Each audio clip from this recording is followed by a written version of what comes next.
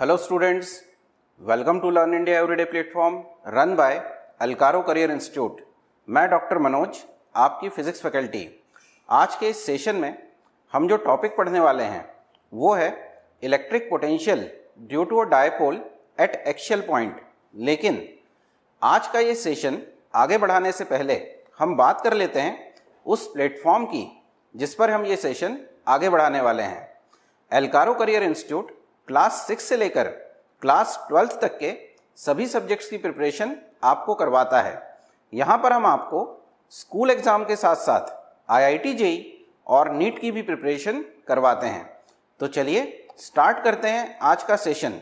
तो बच्चों, आज के सेशन में हम पढ़ने वाले हैं electric potential due to a dipole on axial point.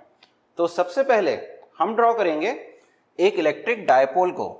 तो इलेक्ट्रिक डायपोल को हम ड्रॉ करने के लिए सबसे पहले दो चार्जेस अज्यूम करेंगे। एक चार्ज मेरा पॉजिटिव और दूसरा चार्ज हम लेते हैं नेगेटिव। दोनों के मैग्नीट्यूड तो सेम होंगे लेकिन पोलैरिटी अपोजिट होगी। हम ये जानते हैं कि इन दोनों पॉइंट चार्जेस को मिलाने वाली जो लाइन होती है, इस लाइन को हम कहते हैं डायपोल एक्सिस, और इस एक्सिस के सेंटर पॉइंट को हम शो करते हैं O से, जो कहलाता है ओरिजिन ऑफ इलेक्ट्रिक डायपोल। हम ये भी जानते हैं कि इस ओरिजिन से एक तरफ का डिस्टेंस चार्ज का होता है स्मॉल a और दूसरी तरफ का भी डिस्टेंस होता है स्मॉल a। अब हम बात करेंगे एक्सियल पॉइंट की। तो मैंने आपसे कहा कि प्लस क्यू और माइनस क्यू चार्ज को मिलाने वाली जो लाइन है, उस लाइन को हम कहते हैं डायपोल एक्सिस। तो मैं अगर इस लाइन को आगे की तरफ बढ़ाता हूं और इस लाइन के ऊपर एक पॉइंट चूज करता हूं P, तो इस पॉइंट को हम कहते हैं एक्सियल पॉइंट। हम यहां पर यह अज्यूम कर लेते हैं कि ओरिजिन ऑफ डायपोल से इस पॉइंट P की डिस्टेंस है स्मॉल r। अब मुझे इस पॉइंट P के ऊपर इस एंटायर डायपोल के कारण प्रोड्यूस होने वाला इलेक्ट्रिक पोटेंशियल कैलकुलेट करना है। तो सबसे पहले मैं प्लस क्यू चार्ज के कारण प्रोड्यूस होने वाले इलेक्ट्रिक पोटेंशियल को कैलकुलेट करूंगा। उसके बाद माइनस क्यू चार्ज के कारण प्रोड्यूस होने वाले इलेक्ट्रिक पोटेंशियल को हम इस पे कैलकुलेट करेंगे। जैसा कि बच्चों हम जानते हैं, इलेक्ट्रिक पोटेंशियल एक स्केलर क्वांटिटी होती है। तो जब मैं एंटायर डायपोल के कारण पॉइंट P के ऊपर प्रोड्यूस होने वाले इलेक्ट्रिक पोटेंशियल को कैलकुलेट करूंगा, तो दोनों इंडिविजुअल पॉइंट चार्ज के कारण जो मैंने इलेक्ट्रिक पोटेंशियल निकाला उसको मैं डायरेक्टली सम कर दूंगा। तो चलिए सबसे पहले हम निकालते हैं प्लस क्यू चार्ज के कारण प्रोड्यूस होने वाले इलेक्ट्रिक पोटेंशियल को। तो मैं यहां लिखता हूं इलेक्ट्रिक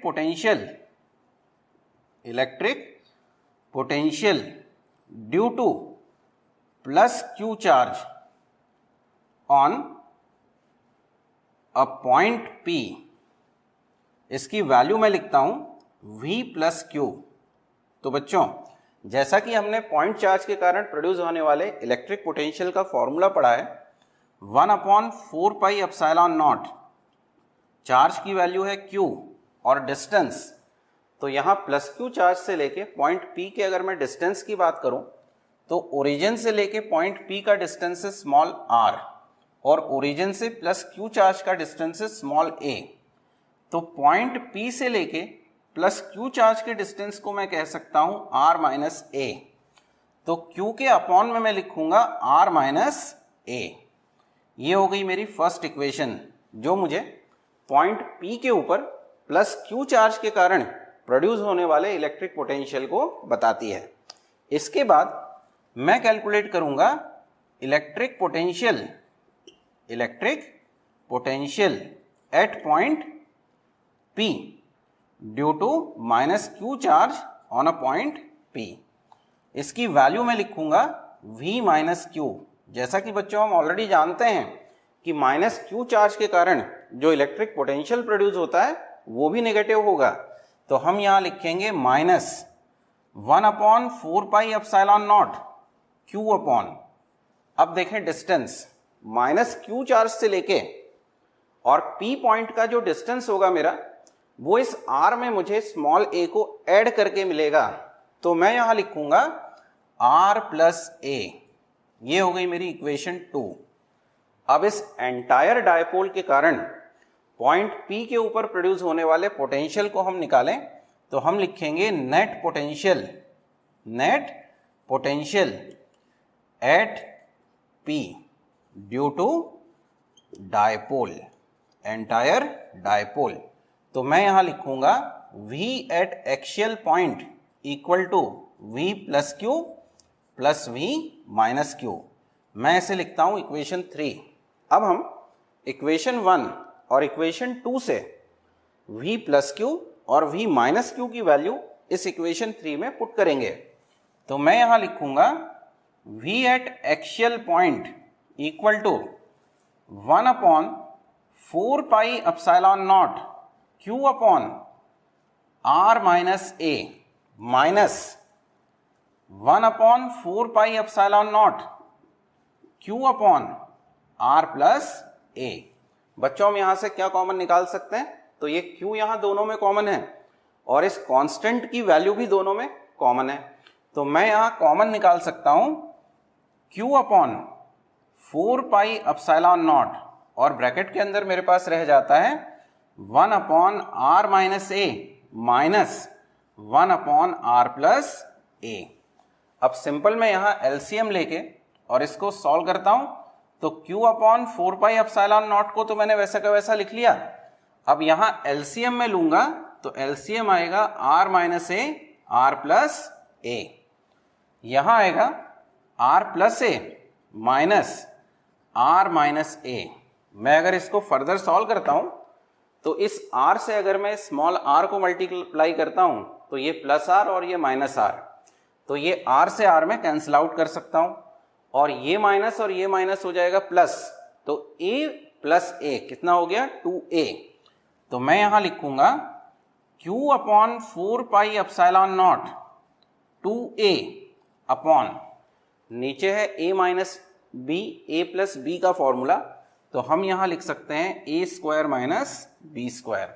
अब देखें बच्चों, मैं इस इक्वेशन को केवल रीअरेंज करता हूं तो मैं लिखूंगा 1 upon 4 pi epsilon naught Q into 2A upon R square minus A square. लेकिन हम ऑलरेडी जानते हैं Q into 2A either of the charge multiplied by the distance between the two charges is called magnitude of electric dipole moment, जिसको हम represent करते हैं P से।